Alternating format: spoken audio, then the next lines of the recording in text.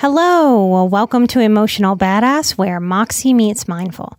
I'm your host, Nikki Eisenhower, life coach and psychotherapist. And on today's episode, I'm discussing the breathing self.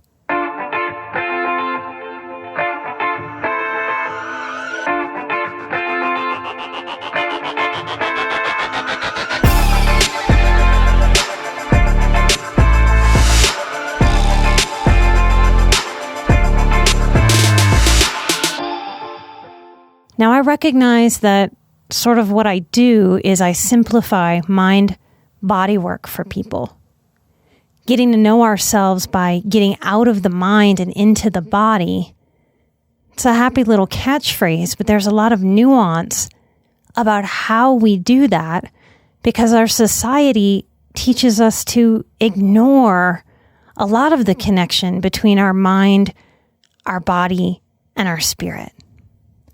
Getting to know ourselves in this way, this is in large part where I believe healing and growth happens. I want to do this today by asking you to consider your relationship with your mind, your body, and your spirit. It is our birthright as human beings to get to know, love, take care of ourselves over this experience that we call life. We are minds and we are bodies. And we are spirits full of complexity. And this is part of the fun, it's part of the interest, it's part of the intrigue of being a human being. We can learn how to allow this unfolding that is a collaboration with the universe. And each of our individualized free choices that we make day in and day out, this is what creates our one precious life. As Mary Oliver has said, if you know her work. In my own life, I have had more ease, more simplicity, more peace, more joy in letting go of control, in allowing myself to let go of the control that I never ever had in the first place and was never ever gonna have, so that I could allow the unfolding. And that's part of what allows it to be a little bit more fun and easy, lighter, than heavier and have to and must and should. In terms of mind, the mind, it's the thinker, it's the knower. When it's calm and centered, it's the beer, it just is. The mind thinks things that help us, and it thinks things that hurt us. The mind doesn't really evaluate that so well without a lot of practice and direction. It just thinks the things that it thinks. It processes. It is a program that runs to observe and to make stories out of its observations. It's often driven by fear, sometimes by darkness. The mind is different than the brain. The brain is part of the body. It's the physical structure. We can show you what a brain is. We can study it. We can cut into them in a cadaver lab. But nobody can show you the mind. It is the idea. We think that the mind is attached to the brain and the head. But who's ever proven that? Do we know that for sure? Where does our mind start and stop? And where does our brain start and stop? In terms of body, our bodies are the physical houses. My body is my physical house. For my mind, my spirit, all of our bodies are made up of various organic matter, like blood and veins and nerves and muscles, the fascia, the skeleton, the organs, the skin. The body is the holder. As we say, just like the very famous book title, the body keeps the score. The body somehow holds on to the emotional matter of our experiences. Interestingly, each of our bodies somehow stays very much the same day to day, and yet very different day to day. Our 20-year-old self is very similar and very different to the 30-year-old self, and then the 40-year-old self, and the 50 and the 60, and so on. The body is electrical. It is mechanical. It is alive. It has wants and it has aversions, but different than the mind thinks through its wants and its aversions. The body has its own divine intelligence. It doesn't need to think the thought that something is hot, therefore I don't want to touch it. It senses heat or fire and senses that it would damage the tissues of this physical form, the body. Our bodies are capable of so much. Any Olympian can come to mind and prove that. And our bodies are capable of so little. One trip, one slip, a hip can break, a neck can break. Our bodies are with us every step of the way. From the moment we're born and we're held, that is our body. Every step we take, every breath we breathe, every success, tying our shoes, learning to ride a bike, learning to hold a pencil and form the letters of our name. Our body has been and will be with us every single moment of our lives. In terms of spirit, I can't say for sure. And I am very wary and cautious about anyone who talks about such esoteric things as something like our spirit and is very definitive. Because for me, the spirit that is in me, that I believe is in all of you, I can't say it for sure, but I believe it's our essence. It's that very special stuff. We can't quite put our finger on it. We can't put our bodily finger on it, can we? And we can't quite put the mind's eye, our imagination, on exactly what it is. We can only imagine. We can only expand. We can only wonder. What if the spirit is the part of the fabric of what connects us energetically to each other now, to our ancestors, and to all future human beings? This is the spiritual connection. I think of the spirit as that little twinkle in someone's or a creature's eye. Maybe our spirits or our souls are developed at different levels, or maybe we are young, maybe we are old in spirit, having learned different things along the journey. We have phrases like, some children are born old souls. We say that so commonly that we don't even realize that that's a commentary on spirit.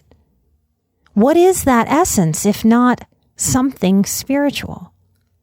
Our spirit is that special magic of the creator or of the creating energy that created us all, that created everything. It is inside a part of all living things, that spark. The spirit holds our consciousness. We can't put a bodily finger on our consciousness. I can't tell you where my consciousness is right now. It's all around me. It is me. Our spirit holds potentially our emotions. Our insight.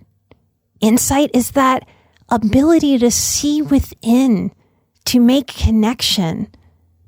We know as therapists that we cannot teach insight to people. They either have it or they don't. What is that if not something spiritual? It can be said that our awareness, our understanding, even our reasoning, and my addition to this list is wonder. For me in my life, before I even knew that I had a spiritual connection or that I needed to foster a healthy spiritual connection and allow a spiritual connection as part of my mental health care, even as part of my bodily care, was my sense of wonder.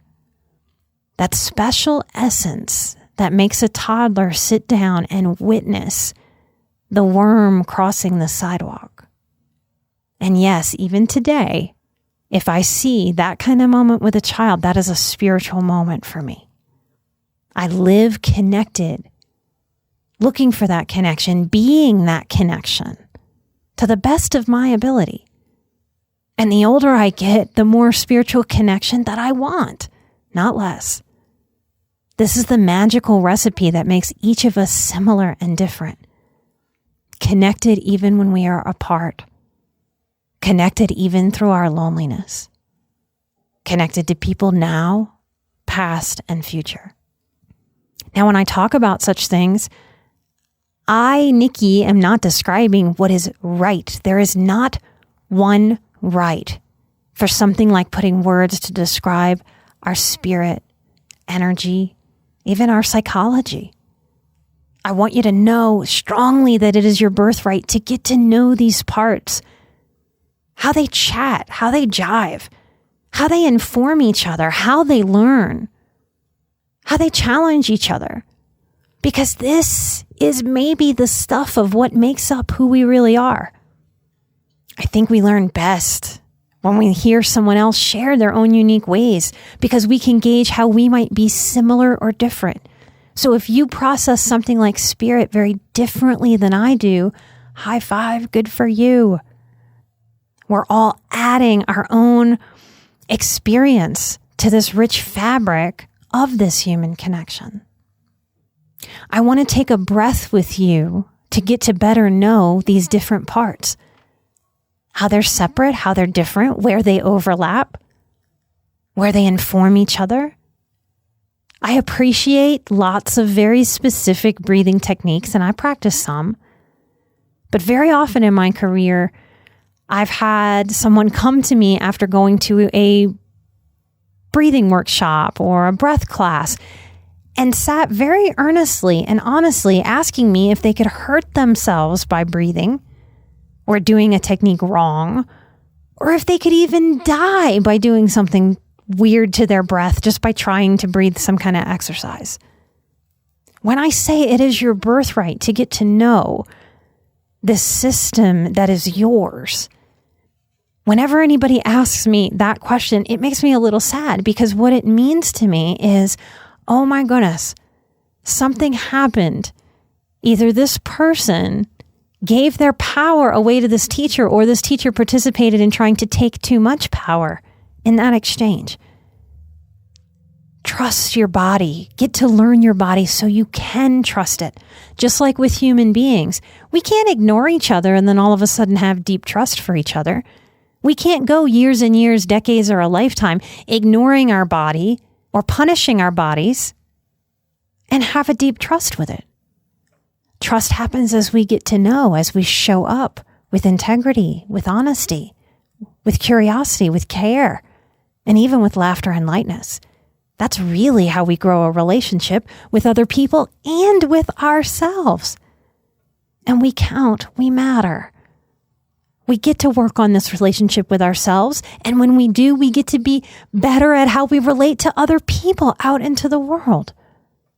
That's what makes this good work.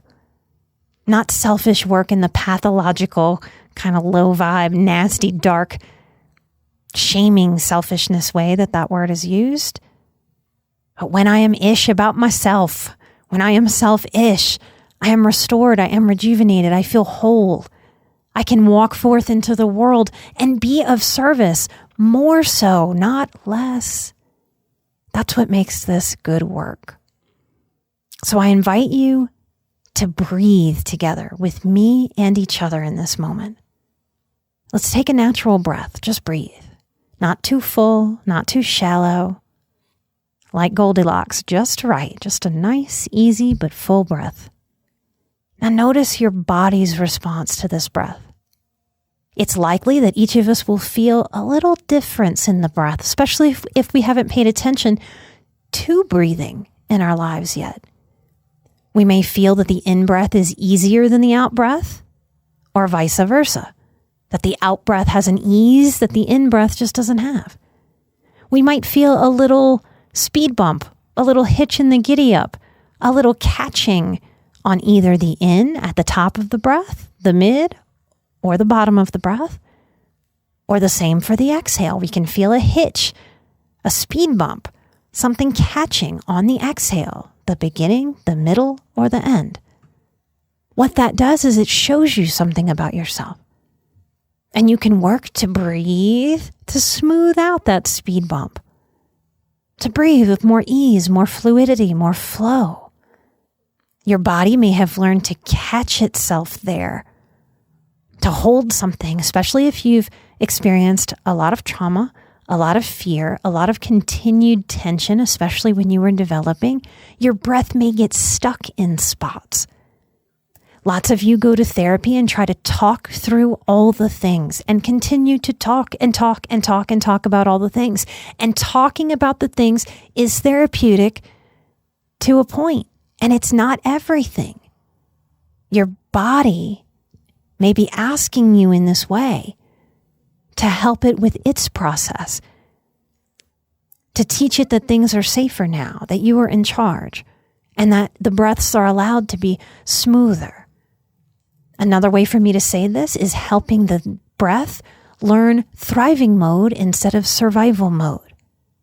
When we are surviving, our breath is high up in the chest. It's shallow. It's fast. When we are thriving, when we are calm, when we are safe, it's slower, it's deeper, it's fuller, it has an ease, it has a lusciousness. Let's take another breath together. 3, 2, 1. Inhaling through the nose fully and exhaling through the nose. When you take a big, deep, full in-breath, your body moves in every direction in the same moment because you expand from center. North, south, east, west, and every direction in between. That breath sends your body in every direction all at once. Now, for me, that is a wondrous idea. It is a wondrous observation. And in that moment, I go from having wonder about the body, paying attention to this body, stretching this body, working with this body, relating to this body, to my spiritual connection of wonder that I can go in every direction all at once with this physical body. What does that feel like? Now let's take another breath, and this time let's pay attention to the mind. So hello, mind, you thinker, you overthinker, you sometimes perfectionist. I'm engaging you right now. I want to know your thoughts about this breath that Nikki's cueing us to take. Let's do it. 3, 2, 1, take a breath. Now, what does your mind think about that breath? Does your mind get hopeful and curious, wondering, bringing a lightness, an ease, a sparkle in the eye quality? Or is it critical, doubting? What is the point of this? Everybody breathes. What is the point of paying attention to this? What a waste of time. Is it critical to me, guiding you into a breath, blaming, shaming outwardly? Or does the mind judge you, pointing, blaming, and shaming inwardly? God, you can't even do a breath. This is the simplest thing. You've been doing it since the first moment you got here and were born. And you have to pay attention to a breath? Are you that stupid? What does the mind say? The mind has an easier time tapping into fear, tapping into the critical. Some of that was because of how early humanity was most often, if not always, a survivorship, which meant that the beings that we descend from were in a constant state of survival mode. What kind of mode would you like to invite your mind into right now? Because your consciousness, whether that is from the mind or from the body that wants to be able to take a breath, or from spirit that I believe is rooting for you with lightness and ease, can you take a breath through that energy? 3, 2, 1. Oh, isn't it nice to take an easy breath? That I can do this at any moment? I can do it without thinking. I can do it with thinking. Yes to breathing. The more that we guide our minds into being more positive, more helpful, more secure, less doubtful, less critical, the more that we own and change this experience to a more light-filled one. And I don't know about you, but that's what I've wanted. And if you want that too, it is a practicing distance away. No matter what is happening external in this chaotic life, that's always going to have some demands for us, always going to have some obligations, always going to go against our expectations and our best laid plans. How can we cultivate what we want our mind to hold on to, what we want this body to hold on to? How can we let go in mind, let go in body? Let's take a breath focusing on spirit. 3, 2, 1. Take a breath in through the nose and out through the nose. I wonder how many people are taking a breath together right now. Notice how wondrous it is that your body and mind come together in a breath.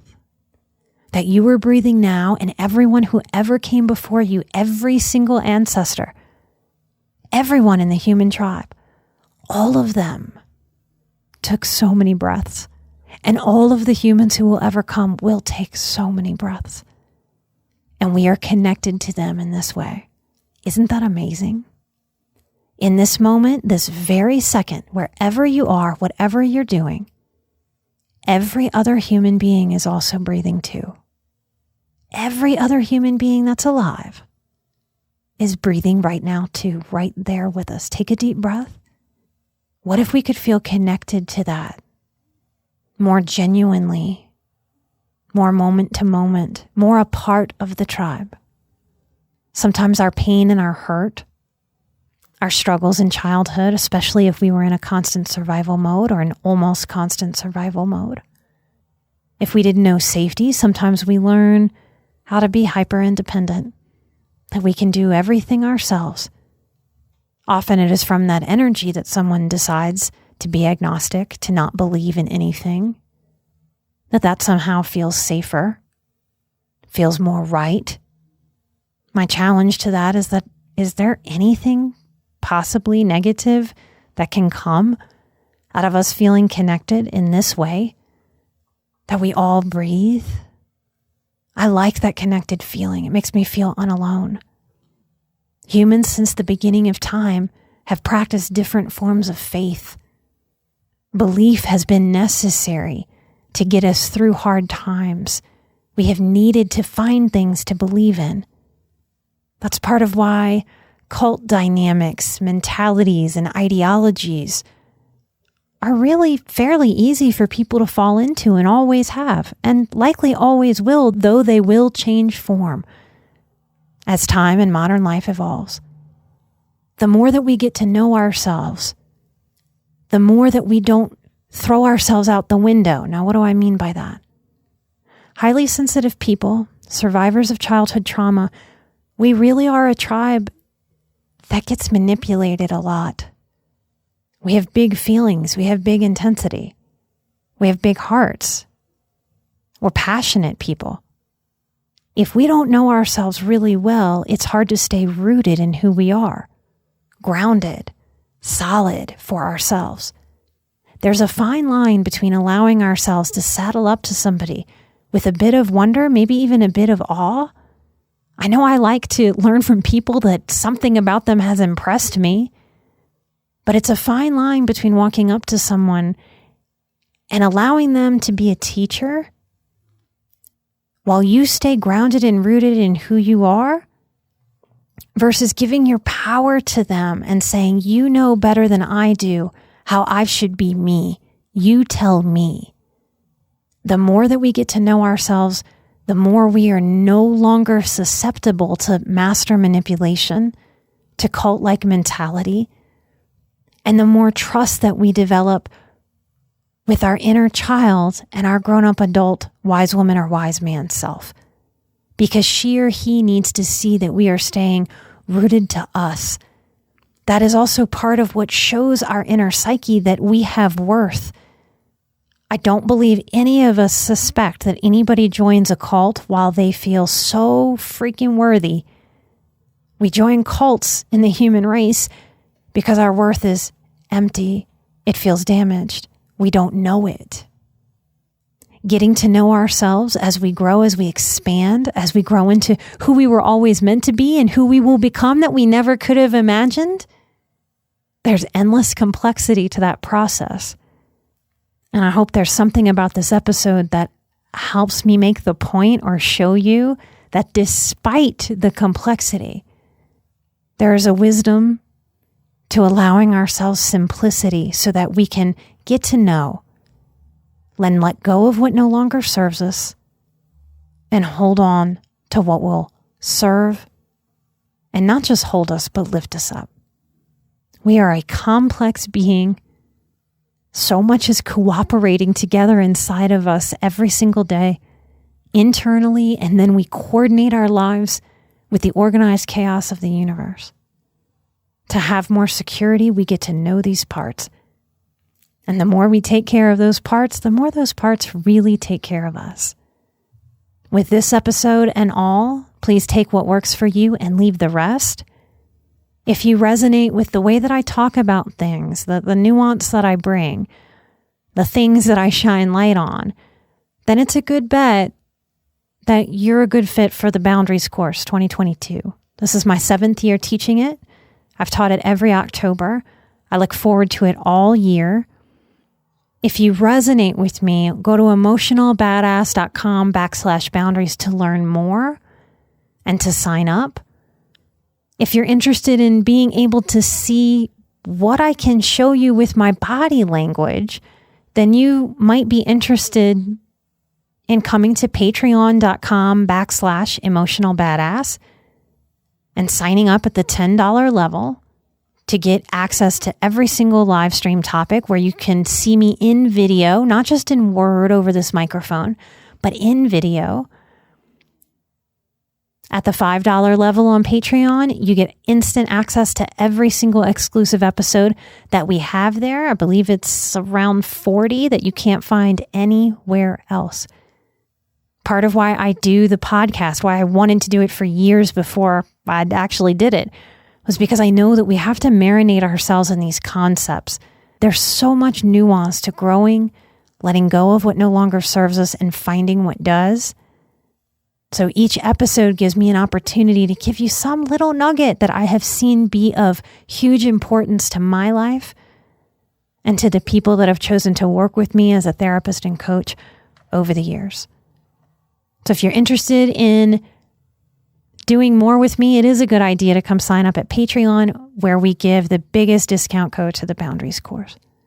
Patreon.com/emotionalbadass or emotionalbadass.com to learn more about anything that we offer.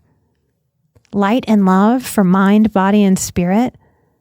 I'm an emotional badass. You are an emotional badass. And together we are where Moxie meets mindful. Light and love, and I will see you right here next time with a brand new episode. Bye-bye.